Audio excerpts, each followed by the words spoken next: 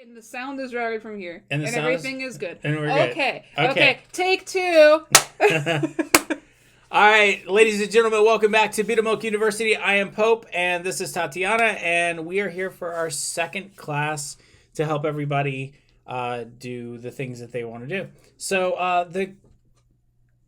last time we talked about some stuff. So this time, what we're going to talk about is actually it's the 5-year plan. And the reason that we want to talk about this before getting into some of the more specific stuff is that it's kind of like having knowing that you want to go to Tucson, Arizona. Why you'd want to go to Tucson, I have no idea, but knowing that you want to go to Tucson, but not having any kind of map, any kind of atlas, any kind of anything, just knowing that Tucson is off to the west, most likely, and if it isn't, I wasn't a geography major, I was an audio major, thank you. It is. Okay, cool. Awesome. So... At least from us. Yeah, well, I mean, we're not. Anyway, that's fine. So, yeah, it is, because it's right next to Cali. Okay, or it's near it, in that area. Like, if you're going to Cali from Georgia, you have to go through Arizona. Why am I talking about this in my class? Okay, so... Sorry, y'all. I'm editor, so I can cut out anything I want. It's not a good idea to try to go somewhere without some kind of map or some kind of idea. No, I'm not necessarily talking about specifics. There's a lot of stuff that you might not know at this point, but at least kind of have an idea of what you want. So we're going to go over a few key points. And the people in this class and the people later on watching the replay, write down your goals, okay? Write them down and read them every morning, okay? Commit to them. Make them your commandments. Because what you do unintentionally, if you refresh yourself every single morning with your goals, honestly, it'd be a good idea to do it every morning and every night. Because every morning when you wake up, you're like, okay, I'm going to work extra hard because this is what I want to do. And at night, when you're reviewing what you want to do, you're also doing a review of your day. What could I have done better? What did I do for today to help work down the path towards my goals? And if you didn't do anything today, that's okay. Do it tomorrow. But, you're keeping yourself accountable too. The idea, it borrows very heavily from a lot of people like Tony Robbins or Jim Rohn, who one thing that they talk about a lot is making sure you do an effective goal setting and an effective intention setting. Okay, so setting your intention that you're going to work towards your goals and every single day. Now, of course, you can skip days and you can have... Oh, my computer went to dark mode. So you can skip days and you can have bad days, and that's fine. That's completely okay. We all have them. Days where you're discouraged and beat down, and that's okay. We all have them. But beyond that, you're going to want to make sure that you're doing the best you can. So, goals are important. So, the first goal that I would like you to write down is... people are in here. Okay. Welcome, everyone. Welcome. If you missed the beginning, we were just recapping what we talked about last time. If you have not grabbed like a piece of paper, or if you have like your phone on you, do like the Notepad app or something, so that way you could take down notes. We're going to be talking about the 5-year plan today. So, and I went into the whole importance of goal setting, but really it's just so that you have a map for the next 5 years and understand what you're trying to get. Right. BeetleMilk does serious goal setting. Have to. We do serious, and we don't always hit them. But you know what they say, shoot for hell and you'll at least end up among the demons. So, I just made that up off the top of my head. Come on. What do they normally say? Shoot for the stars? Shoot for the moon, and if you'll end up among the stars or something? Which actually isn't correct, because stars are super far away. Anyway, point being... Stratosphere. So make sure that you are writing this down, okay? And not what I'm saying. You're going to write down tonight for you, okay? So here's the first thing I want everybody on this class to write down. And it can be very general if needed. Where do you want to be in your artistic career in 5 years? In an ideal world. Mm-hmm. Keep it reasonable. It has to be reasonable. We're going to go a little bit more into that in a second.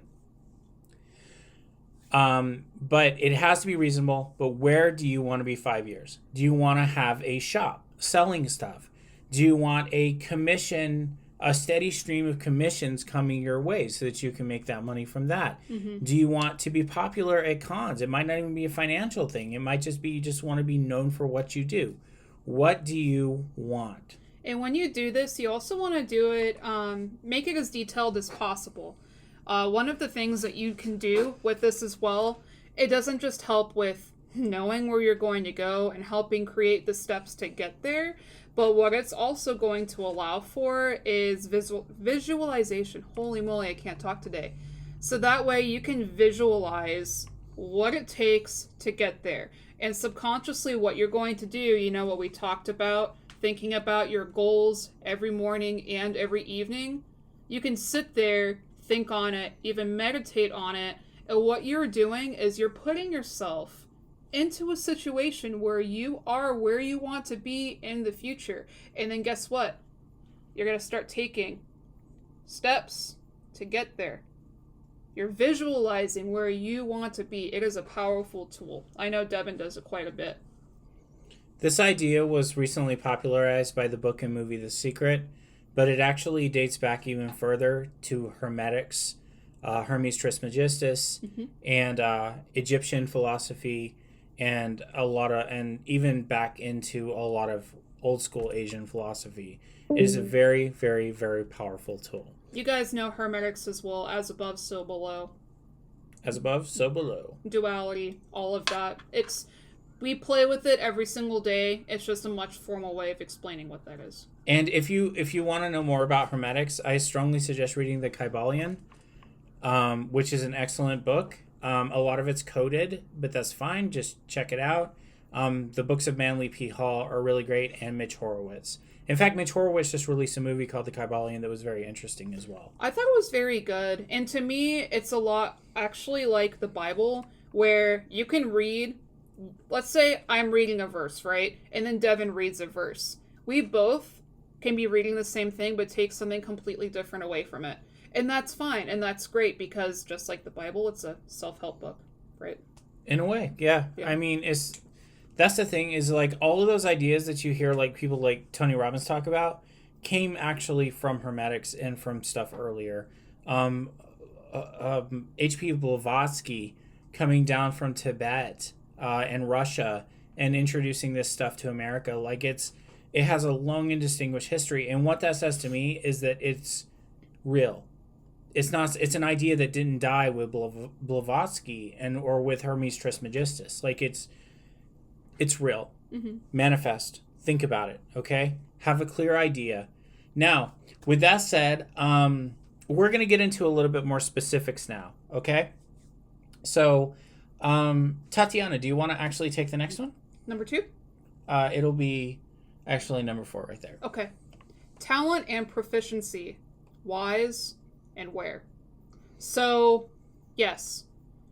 Talent and proficiency. Something that one of my college professors, actually one of the most important things I took away from college, didn't take a lot away, but this is one of the things that I think was very important. Who is someone going to hire out of these two people?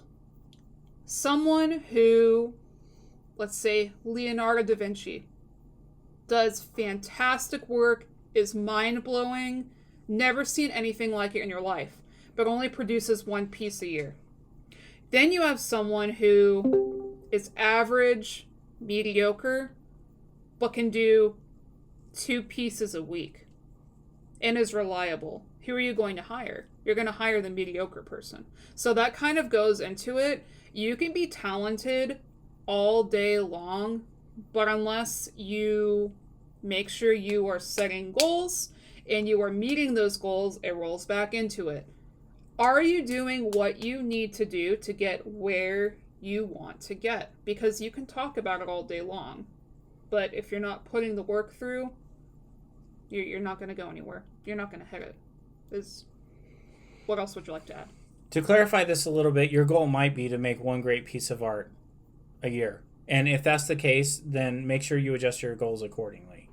and adjust your expectations accordingly. Because, for example, take BeetleMilk. Pope designs take a lot longer to make than Tatiana's designs. The reason isn't because I put more care into it. The reason is just because she's been at it longer. She's very talented. She's very fast. And so, as a indirect result of this, BeetleMilk consistently outsells Pope because there's just more new stuff coming out, more production happening. It's not anything against the quality or anything. It's just how it is. When he's saying BeetleMilk, he's meaning Strawberry Blood. I mean Strawberry Blood. So the point being here is if you want to be a person that makes, one or two a year, make sure you adjust your stuff accordingly, because we live in a very content-driven society. And one thing that happens when you start putting yourself out in the public is that people want more and more content. They want new designs. They want new videos. They want new methods of reaching them. They want new blogs. They want new everything. It's insane. Half of this job is being a content creation machine. And that is to say, it's okay to take a break. And I'm actually going to be a little bit vulnerable here for a second. That's what these classes are about too. You guys are getting to see that we are people behind this. And I'm going to share something that happened when I bit off a little bit more than I could chew.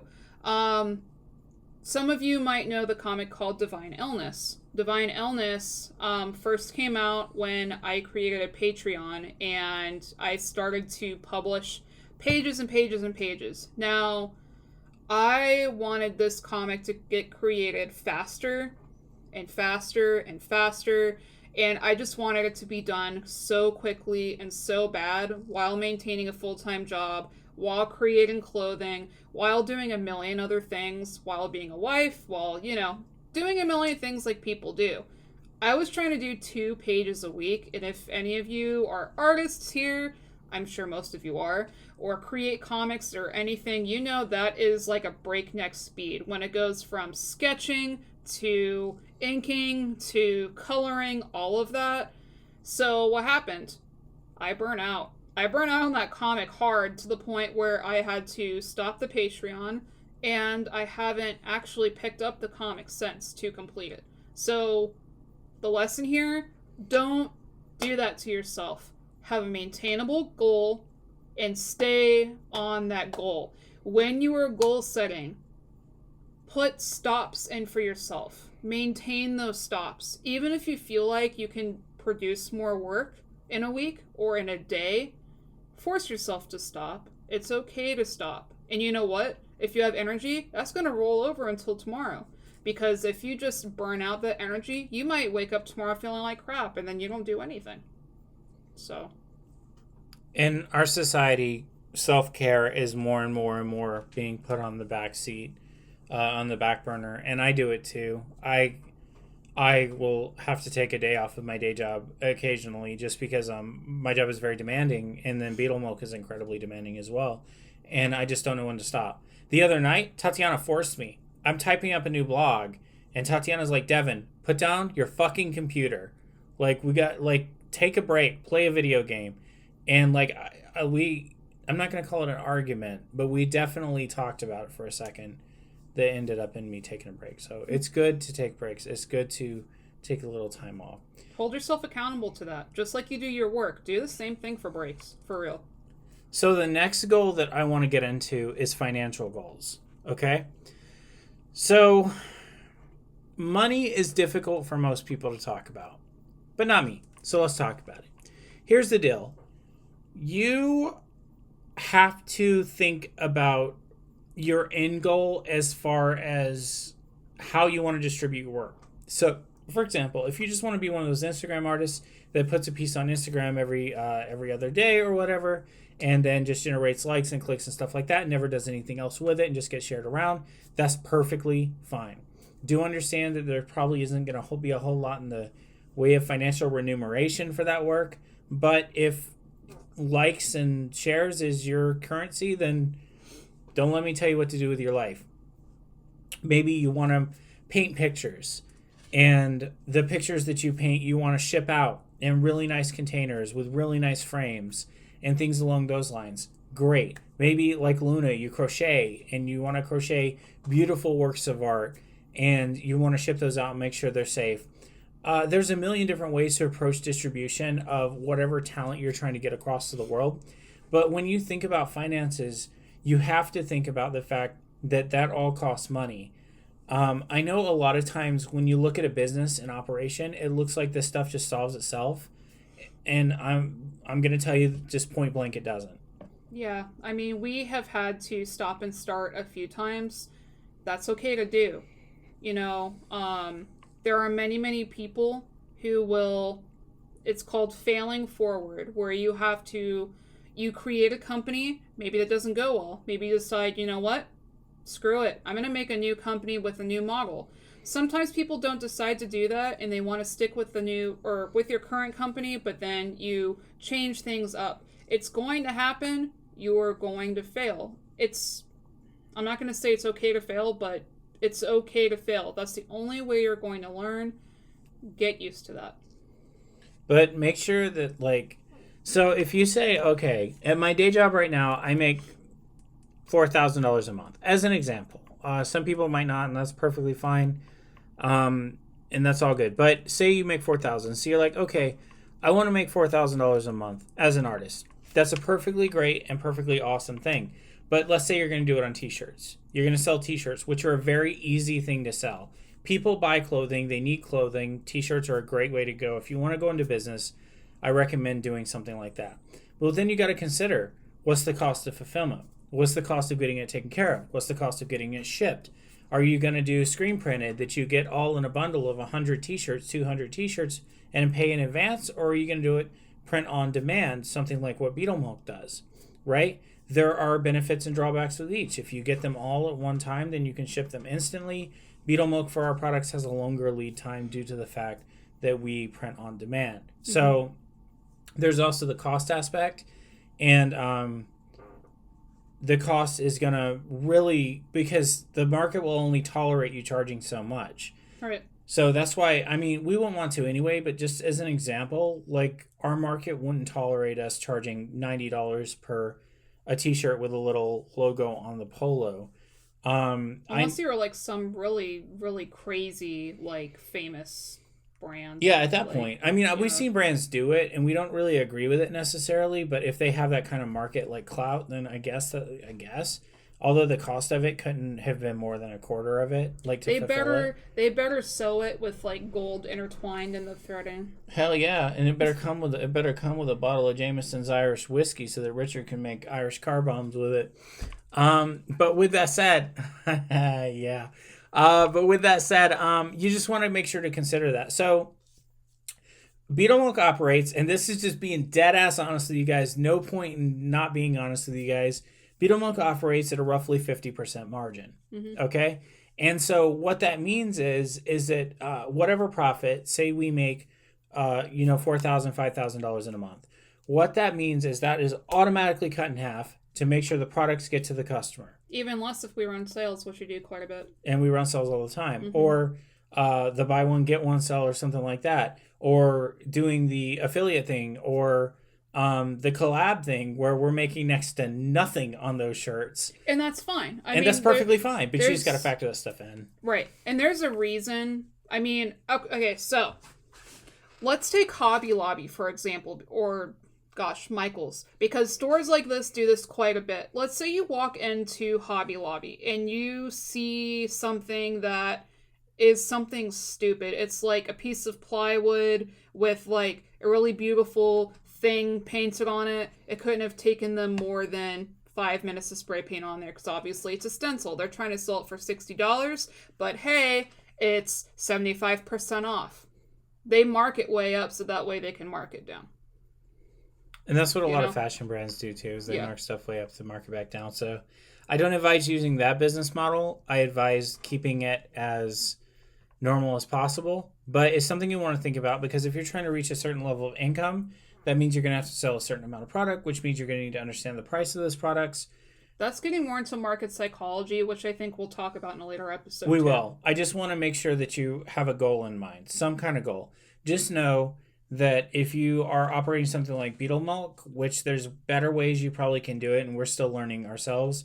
But if you do something like BeetleMilk, in order to make $4,000 a month, you're going to have to make $8,000 a month, essentially. That's what the math breaks down to. So if you decide to quit your job and jump off the ship, just make sure Don't quit your job. until you are doing like way over that you need by your means, because nothing is guaranteed. So just be careful. And you'll have a month where you do $8,000, and then the next month you'll do $800, and you're like, "What the fuck, dude?"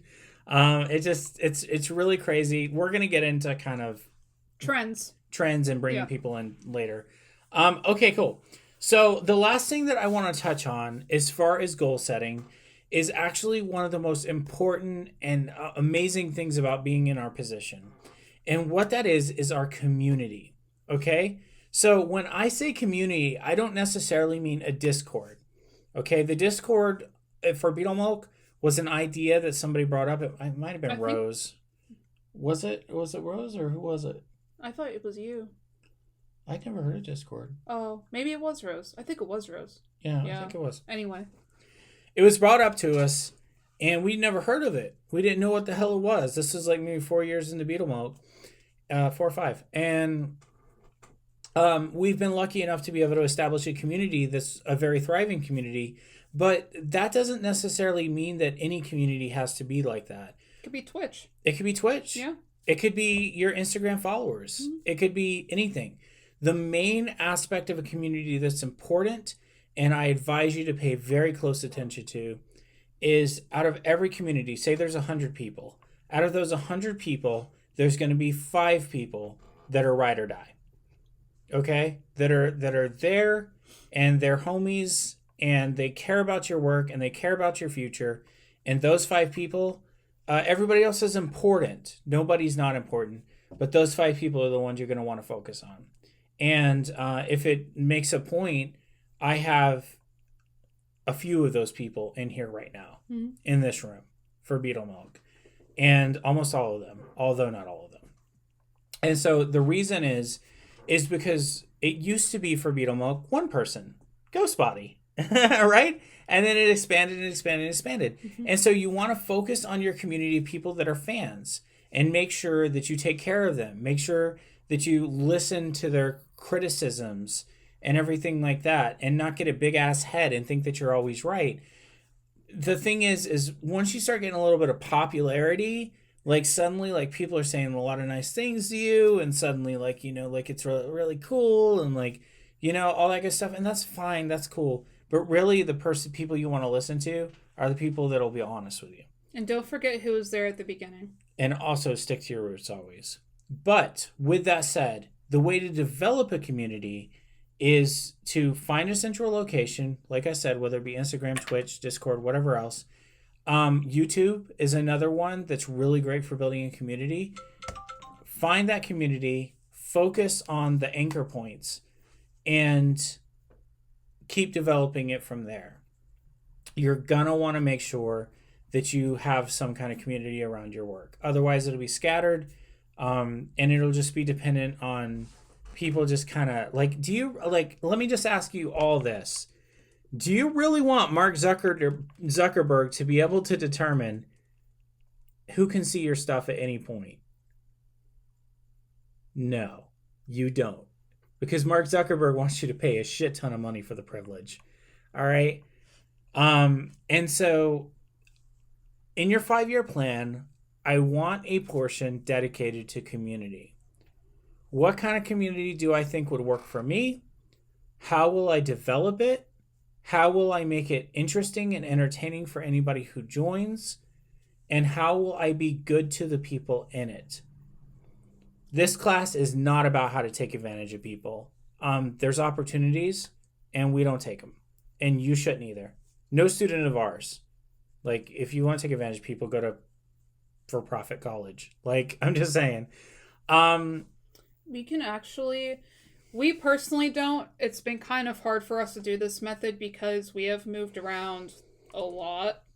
Like, 3 times since we started going to conventions. Oh, I didn't think of this. In-person communities as well. So, a lot of, some of like our biggest supporters, Ghostbody, we met at a convention in North Carolina when we went. Nick Johnson. Yeah. We met in Atlanta, I believe. Yeah.